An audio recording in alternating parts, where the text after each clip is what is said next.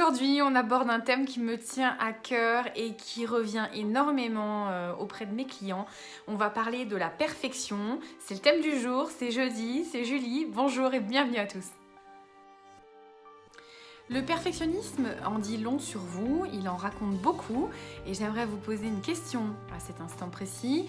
En cherchant la perfection, en cherchant à être parfait, à quoi vous pensez pouvoir accéder que vous n'accédez pas encore sans l'être?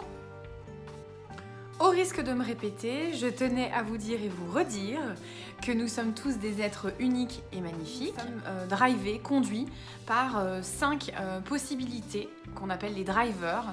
Et je vais vous parler des drivers aujourd'hui pour vous expliquer un peu l'histoire de la perfection. Alors, les drivers sont au nombre de 5. Il y a le soi parfait, ce dont on parle aujourd'hui. Il y a le soi fort, il y a le fait vite, il y a le fait plus d'efforts ou fait des efforts, et il y a le fait plaisir. Nous allons nous attarder sur le soi parfait.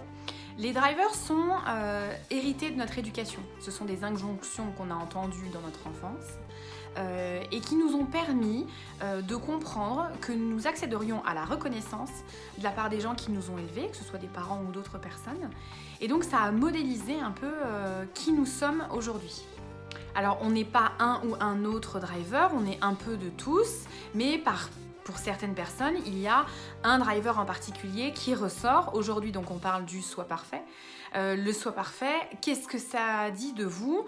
Concrètement, il y a des aspects positifs à être un soi parfait et il y a des aspects plus contraignant, dirais-je. Je crains particulièrement le jugement de l'autre puisque ça montre qu'il n'est pas parfait et donc ça alimente le fait qu'en étant parfait, il n'y aura pas de jugement. Donc ça, c'est une croyance qui est assez limitante et on aura l'occasion d'en reparler une autre fois. C'est quelqu'un aussi qui a du mal lorsqu'il est dans manque de contrôle. Donc c'est quelqu'un qui a besoin de contrôler. Et ça fait aussi de lui quelqu'un d'insatisfait permanent puisque rien n'étant jamais parfait, le soi parfait est quasi constamment insatisfait. Ça fait de lui aussi quelqu'un d'exigeant. Alors je mets pas ça forcément dans les pistes d'amélioration ou dans les points négatifs puisque ça peut avoir énormément d'avantages d'être quelqu'un d'exigeant, c'est-à-dire que ça vous permet d'accéder aussi à l'excellence. Le soi parfait est un travailleur besogneux, quelqu'un qui assume et amasse beaucoup de travail et qui fait un travail de qualité. Je pense que c'est de ce côté-là qu'il faut s'orienter pour en faire une force.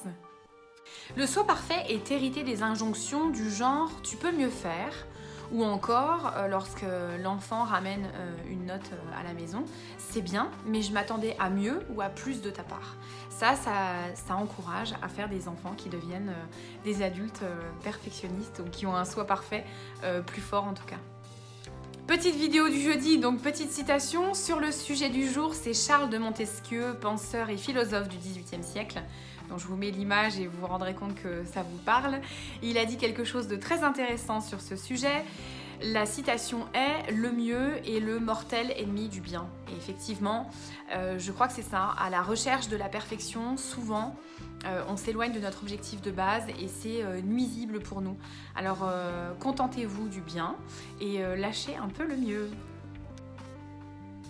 Alors vous allez me dire, lâcher c'est facile, lâcher le mieux, oui, alors du coup je mets quoi à la place? Parce que c'est ça qui se passe pour les gens qui sont dans le soi parfait, dont je m'inclus par ailleurs. C'est-à-dire que j'ai dit non à la perfection, par contre je dis oui au challenge de m'améliorer et de faire en sorte que les choses aillent dans le meilleur sens pour ce qui est important pour moi. Parce que souvent, les soi parfaits, ils s'attachent aussi à des choses qui sont assez futiles. Donc si vous vous accordez déjà le fait de vouloir faire bien sur les choses qui sont importantes, je trouve que c'est déjà un joli début.